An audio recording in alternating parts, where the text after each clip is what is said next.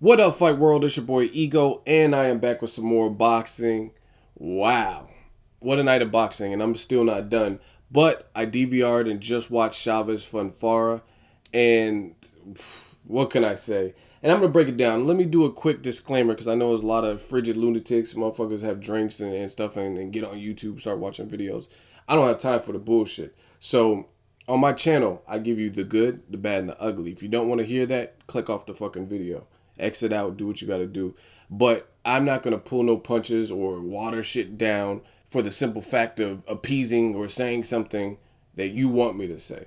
And I'm going to be clear, uncut, like I always am in this video. So if you want to have a sense of national pride, or Chavez your favorite fighter, or you're biased, or you hate me, whatever the fuck the deal is, save the bullshit, just leave the video. Anyway, Chavez Fonfara. I mean, there's really not much to talk about with the actual fight. Very one-sided as far as I'm concerned. Now, the only thing I would say Chavez did good was at times he landed some good thudding body shots. Now, I thought Chavez might even have a chance. I'm glad I didn't do a prediction on this fight too, because I already lost the prediction streak on the Lucas Matisse. I thought eventually Ruslan would wear him down, even though I said that Ruslan was one-dimensional and Matisse the far superior boxer. Now, as far as Chavez Fonfara, I just thought naturally, since he's already big and he weighs 200 plus pounds sometimes, that coming down to 175 might actually appeal to him. And we already knew he was tough and had a chin. But he did a lot of things wrong in this fight. So I'm going to spend some more time probably talking about what he did wrong, because he did more things wrong than he did right. First of all, it was a bad look to begin with. You know what I'm saying? Because Fonfara is just he's a good, solid guy. He's not a chump. He showed you that in the Donna Stevenson fight. In fact, he showed his grit in that fight. He got knocked down very next round, I believe. He knocked the Donna Stevenson down, another big puncher and the lineal champion in the division. So one big mistake is Chavez has been on a long layoff. Long layoff. He moved up in weight. And see, this is the problem with athletes. I try to stress it. Some of you guys don't understand. Some of you don't listen. But I try to understand. There is a benefit, and it's like a secret, a fountain of youth for guys like Andrzej Ward, Bernard Hopkins, Floyd Mayweather. These guys, the fountain of youth is they take care of their bodies. When you're young, you could do certain things. You have a little bit more wiggle room.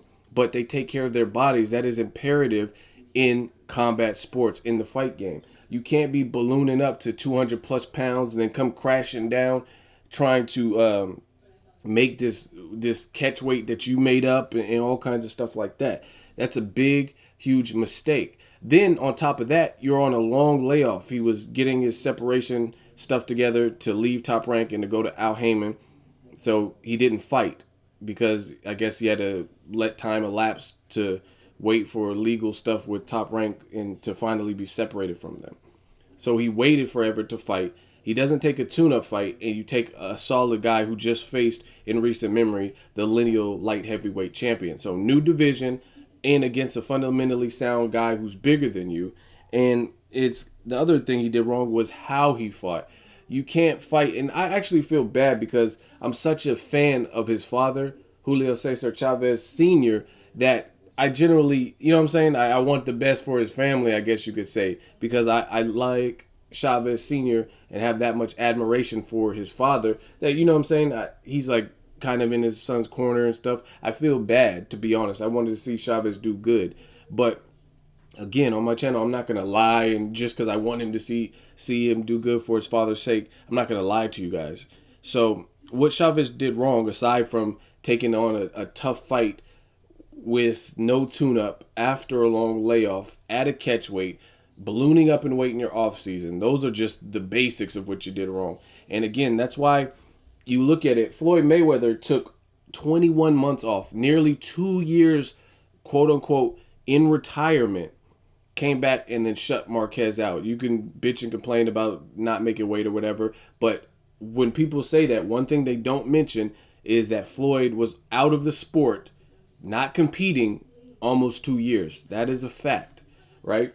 And Marquez is game for anybody. You know what I'm saying? It's seldom that I don't even think I've seen any fight where even if he won or lost, I don't remember anyone beating him 12 rounds out of 12. You know what I'm saying? He's a good fighter. He's a counterpuncher. So I really don't think that the weight was the only reason that Marquez lost. He's a great fighter. You're not going to shut somebody out. Pacquiao never shut him out for 12 rounds, even though if you think Pacquiao won, he never did that. Bradley didn't shut him out, even though I thought Bradley beat Marquez, etc. But the reason Floyd is able to do that is because he keeps himself clean. He doesn't drink, smoke weed, doesn't gain all kinds of crazy weight. He was dancing with the stars, I think, after he retired after the Hatton fight. So he conditioned his body. He stayed in the gym.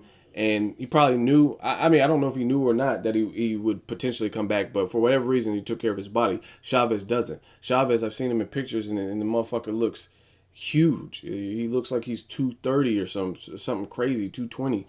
So that's one mistake. As far as the fight, you can't go in against, and I was thinking about it as I was watching the fight before the stoppage in the 9th round, I believe it was. And so what I was thinking about is, like I said, I think Brian Vera beat him in the first fight. It was controversial if you guys remember that. But Brian Vera is a worker. He has like the basics down for the most part and stuff like that. And he had a higher work rate than Chavez, right? The only thing, that fight was a bit more competitive because Chavez outweighed his opponent drastically. You could tell, you could see them next to each other, and there was a difference in size. Now, the difference with this is I would say Andrzej Fonfara is a bit sharper than Brian Vera, and he's naturally bigger. So what you can do with these smaller guys, you can't necessarily do as you go up in weight, and that's what people don't really respect. That's why I say, when I say stuff like Triple G, I think he's the best middleweight, but I want to see him go to 168, because just because he has this freakish power at 160, that is great, and I think he can carry his power up. However, when you move up those types of pounds from 160, 168, that's 8 pounds. That's a whole different league. You know what I'm saying? So guys like Carl Froch might have been hit by guys who can crack harder than Gennady Golovkin, or the same. You know what I'm saying? So it's a different ball game. Gennady Golovkin versus Andre Ward, etc. These are all entertaining and good fights, because when you deal with guys who are naturally bigger, then they might be able to take a punch better. They might hit harder, etc. So that's just one thing. I think Chavez, his game plan sucked. Like his game plan, he was coming out with these onesie twosies. Early in the fight, he had his hands low like he's Roy Jones Jr. That's not even who you are. That, like, I felt like Chavez Jr. had absolutely no type of identity in this fight. Like I said, he had his hands low. I don't know if he learned it from Roy Jones Jr. or maybe from when he fought Sergio Martinez. That suits them. They're quick guys. Sergio's a southpaw. So when he puts his hands at his waist in his prime, it's because he was quick enough to do that. And we know Roy Jones Jr. is a freak of nature athlete, and he had the speed and power. So them putting their hands at the waist, it worked for them because they have the reflexes to get their offense off from a low position. Chavez doesn't. You know what I'm saying? He's not that fast. He's not like super athletic. You know what I'm saying? I've never looked at him and like, damn, he has dazzling hand speed like Amir Khan or somebody, right? So he just had no identity to me. And then on top of that, you have these onesie twosie punches where a guy is doing the Brian Vera model and he's systematically working with you and working you, and he's just letting his hands go, doing just basic boxing.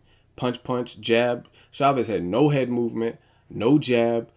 Fonfara was doing all that, sometimes doubling and tripling his jab, turning Chavez, causing him to reset, keeping him off center, you know what I'm saying, or off balance. And it was kind of embarrassing if you watch it. Fonfara was just whooping his ass and slowly breaking him down. Now, this is the other thing people don't understand. You don't have to be Gennady Golovkin, Mike Tyson with crazy power. But if you have good pop, like just a decent, like non-feather-fisted type motherfucker, if you have good power and you break someone down like that, you can get the stoppage. That's why you see guys like Lamont Peterson. I don't think Lamont Peterson hits like Lucas Matisse or Ruslan Provatnikov, but in the Danny Garcia fight, he had Danny Garcia starting to fade. In the Kendall Holt fight with Lamont Peterson, he had Kendall Holt out of there. He TKO'd him. So if you have like a decent pop, but you put the work in, you invest to the body, and you go through the boxing fundamentals, you can break somebody down spiritually. And like I said, Chavez to me had absolutely no game plan. Like, I understand, and that's the other thing. You have a new trainers, which they're good trainers, but to take a fight like this, a dangerous fight, new weight against a solid guy like Fonfara with new trainers, without testing the water, long layoff, it really just spells for trouble. You know what I'm saying? You didn't get to test the waters with your new trainer. The other thing I noticed was Chavez, aside from his hands being low, he was leaning in with his head like on some peekaboo shit. But like if you look at Mike Tyson, would kind of lean forward with his head, but he had his guard up. Chavez Jr. had his hands low and was like, peekaboo, peekaboo, I see you. And he was getting touched up each and every time, leaning in with his head or putting a headlock. Because the guy's not going to let you just keep coming in. And you got to work your way on the inside. That's what I don't understand. Your father was excellent at doing it. You know what I mean? So I don't understand what his game plan was. There was no jab to get on the inside. It was just leaning in like peekaboo. And again, all that shit you might have been able to do with little guys, smaller guys. But you're not going to take a guy who's 2-3 inches taller than you, naturally at least comparable, and not being blown out of the water by your rehydration. Like, you know what I'm saying? Like if Chavez weighed 195 when he rehydrated versus Sergio Martinez, then that's a huge weight advantage in the rehydration process, because I know Sergio Martinez didn't weigh quite that much, but Fonfara weighed 180 something, they said. So even if Chavez Jr. rehydrated that much, it's still closer than what Brian Vera would have rehydrated to, and guys that are smaller. You know what I'm saying? So it's just a different ball game, and you have to adapt. Low hands, coming in with your head with no type of defense, just getting punched upside the head. It just broke him down. Then he was like crying to the ref. I literally hate when people do that. I hate when they cry to the ref. Not saying that if someone's doing something dirty, you shouldn't be mad or irritated, but it's like Fonfara's getting off with his shots, clearly winning the rounds, and you're focusing so much emotion. Boxing is not an emotional sport. And if you think it is, then you probably won't have a successful career. You don't want to be an emotional fighter where you do the wrong things based on emotion. You know what I'm saying? You have to calm that shit down, remain calm and composed. You can't be like, I gotta cut, ah, and panic and shit like that. You have to remain calm. And even though things aren't going your way by the ref or whatever, you think you're not getting a fair shake or the fair treatment, you can't keep complaining, because Fonfara is like, probably he's not been deducted a point, and he did get deducted a point later, which was some bullshit because he never really even got a stern warning. But aside from that, Fonfara is probably enjoying it because he's winning the rounds decisively. You keep complaining, and right after you complain, he starts hitting you. You know what I'm saying? So it's just like, if I was fighting Chavez, I'd be like, haha, because I could tell he was frustrated because he kept crying to the ref. Andre Berto did it with Robert Guerrero, and I'm like, what the fuck are you doing? Guerrero's getting off. He's hitting you no matter what. He's mugging you, putting punches together, and you're complaining. I don't like that complaining shit, because the ref ain't going to fucking save you. If the ref feels the need to deduct a point or warn somebody or break up the action, they'll do it. But you can't come crying to the ref expecting them to intervene. This is not like siblings, like sibling rivalries or some shit, and you can go to your parents and have them break it up. This, you know what I'm saying? This is a combat sport, so you got to be just on point at all times. So I ultimately think I kind of seen it coming based on how the fight was breaking down. He was just taking too many big shots to the point where I thought either he was going to get stopped or his corner would stop it, because he just kept taking punishment, taking shots, and he never really, he was getting outlanded by double or triple or something crazy. So it's just like there's no way you're going to win the fight with onesie twosies. You don't hit that hard to the point where it's gonna, one shot is just gonna KO this dude. You know what I mean? This dude was in there with Adonis Stevenson, who we know at light heavyweight has cracks because he knocked out Chad Dawson in one round. He knocked down Sakio Bika, who we know is tough. So we know the guy has power. And Fonfara went the distance with him and even knocked Adonis Stevenson down immediately after the round that he got knocked down. So it's just like, all that shit you were doing with small guys, that's cool, but it's not going to work. You have to be able to adapt. I really question Chavez's motives as a fighter. Like, do you want to be a fighter for, like, so you can tell your friends and say, hey, look, I'm training? Or do you really want to be a fighter? Like I said, I know he's tough. He has heart. He tried. and he showed a hell of a chin. But you just can't take that type of punishment in boxing, especially with bigger guys, off longer layoffs, letting them tax your body, hitting you high, hitting you low. It's just there's no way you're going to win a fight like that. And then on top of that, you're not backing him off. You're not jabbing. You're not getting his respect. You're just flurrying with some body shots. That's not going to be good enough. So that's pretty much what I've seen. That's my detailed breakdown. Let me know what's next for Chavez. What do you want to see? Did you watch the fight? How did it play out? It was very one-sided to me, but let me know. Make sure you like my video. As always, hate, comment, and subscribe. 10x videos. Ego signing off.